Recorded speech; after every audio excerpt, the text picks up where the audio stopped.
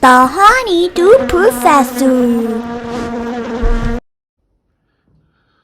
Good afternoon, everybody.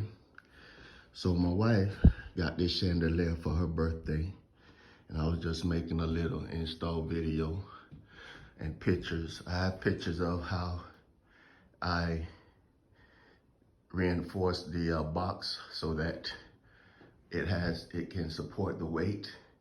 Right now, I'm showing you that since I'm doing it by myself and I have the fortunate opportunity to have the wall open to run the wire, I could make a hoist to hoist the chandelier up while I wire it.